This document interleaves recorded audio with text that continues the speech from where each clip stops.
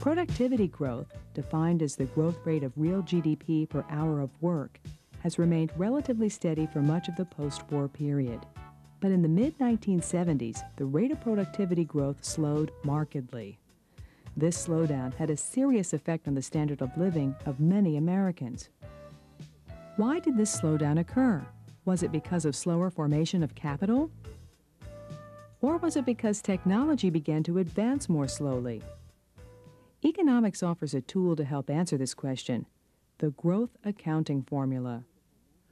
We know that growth of output and production over time depends on how much capital firms have to produce with. It depends on how many workers there are producing it.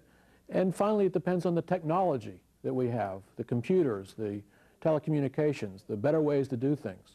What the growth accounting formula can do, believe it or not, is divvy up the contributions of those factors.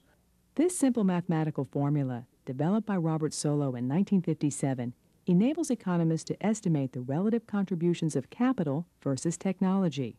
According to the growth accounting formula, the growth rate of real GDP per hour of work is equal to 1/3 the growth rate of capital per hour of work added to the growth rate of technology. So what the formula does is divide up the growth rate of productivity in the economy into two components: how much capital is growing for workers to work with, and how much technology is improving.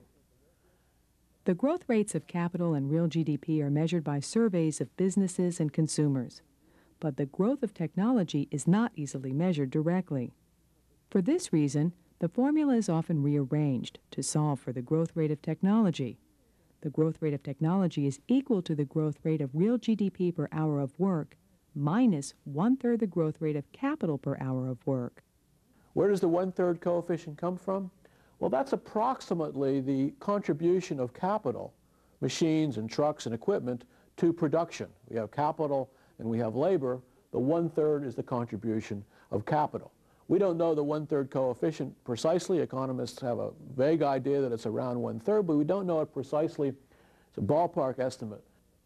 While it's not possible to know the coefficient on capital growth with much certainty, the formula does provide a helpful rule of thumb to assist policymakers in deciding what emphasis to place on capital versus technology when developing programs to stimulate economic growth.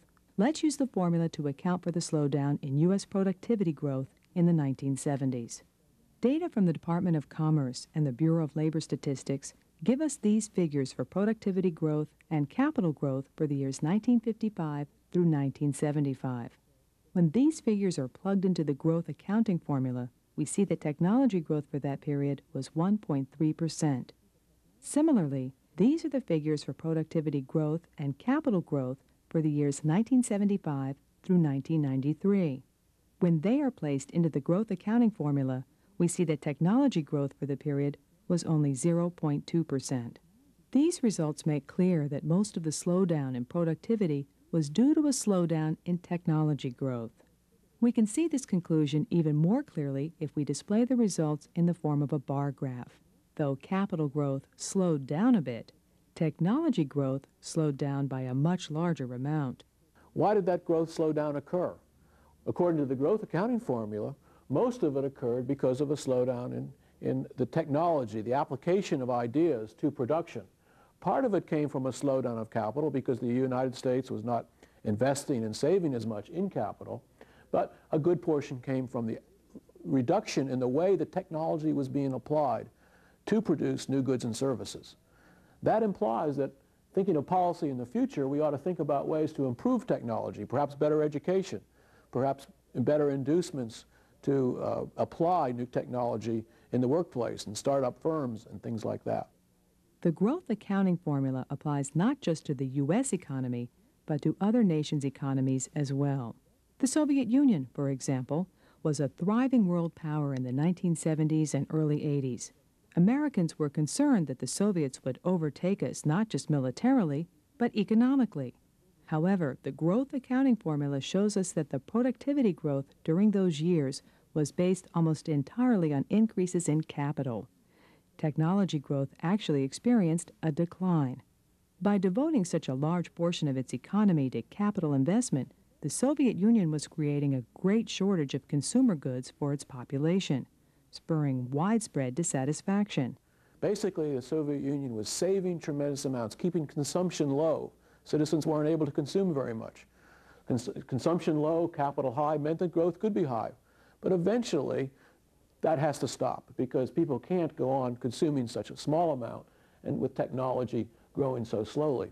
And therefore, one explanation for the economic demise of the Soviet Union was this heavy emphasis on capital and the inability to deliver technology in terms of production of new goods and services. The growth accounting formula also helps explain the very different experiences of Hong Kong and Singapore. Both countries had rapidly growing productivity during the 1970s and 80s. According to economist Alwyn Young, in Hong Kong, 35% of this growth appears to have resulted from advances in technology. In Singapore, however, Young's data suggests that a much smaller amount was due to technology. Rather, the productivity growth resulted almost entirely from a very high growth rate of capital per worker. In Hong Kong, there seems to be a greater contribution of technology than in Singapore.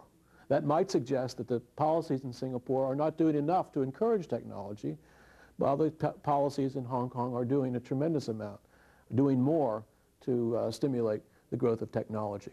In any case, by looking at the difference between technology and capital, one can make a prognosis for the future and see that if, in fact, technology growth doesn't improve in Singapore or in other East Asian countries, then the growth will slow down. On the other hand, if technology growth does improve, that they're able to import ideas from around the world and apply them well, then the growth miracle will continue.